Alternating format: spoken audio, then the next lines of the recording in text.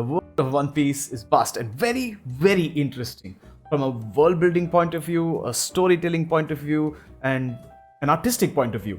Oda has created a world to immerse yourself without forcing elements in. One point I've seen many times when I'm going through people's opinions online is that Skypiea is a boring arc and you should skip it if you wish to. Now let's talk about why Skypiea is important for the story of One Piece and communicates the show's essence beautifully.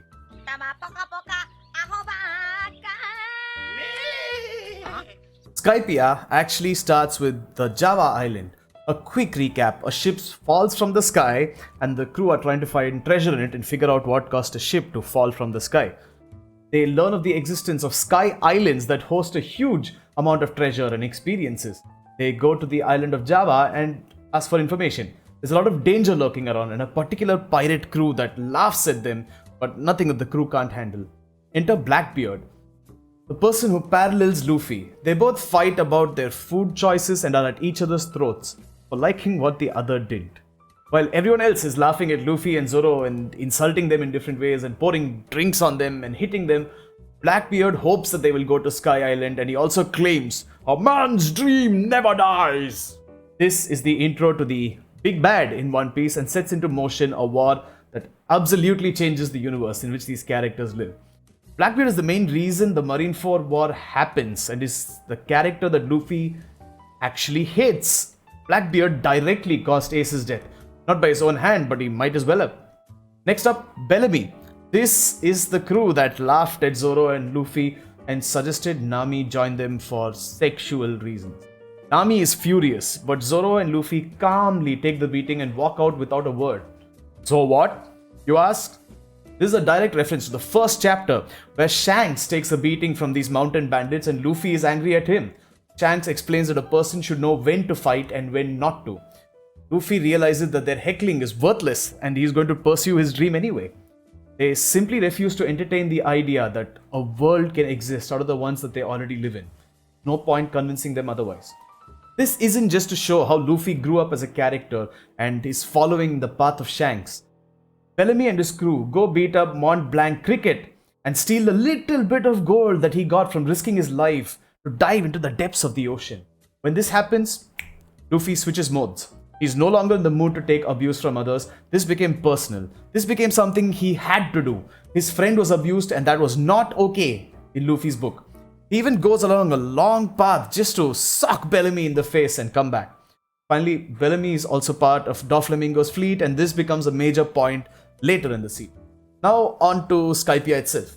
A quick mention of dials. While dials like the flash dial and the impact dial are used by Usopp back in the seas, the tone dial is actually used to record sounds and music, which might have a great impact in the future. I mean, we already got Bing Sake out of it, so I'm assuming there'll be a lot in the future. For example, Luffy could leave behind his thoughts as Pirate King to the future generation. But Skypiea's most interesting addition to the story is mantra.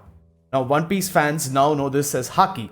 Skypiea's mantra is what would become the way people handled Logia users in the One Piece universe.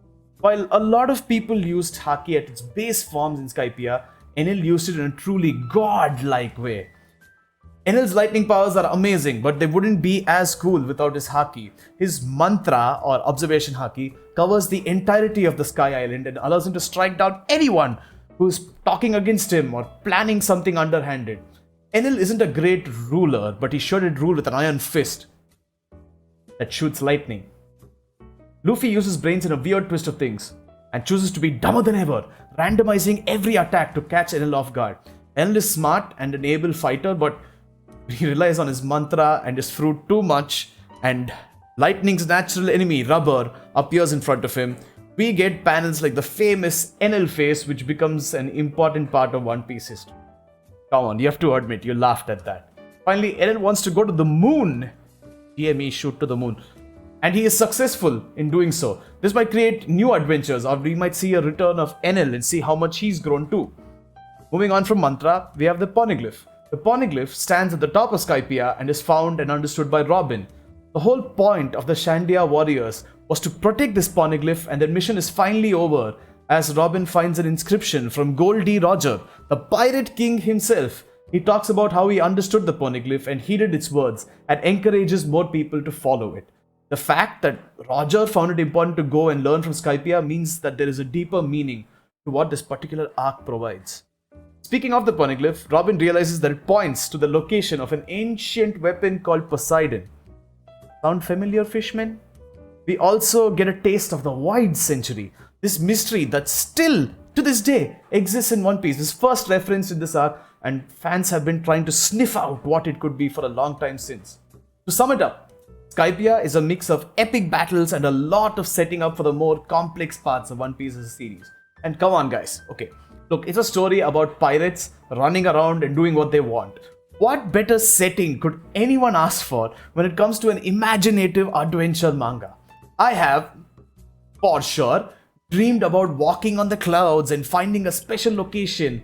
Here's the dream in the manga form. Like, it's so cool. Why would anyone have a problem with a sky island? I think I would love to go to a sky island, but I wouldn't like to be struck by lightning at every point over there.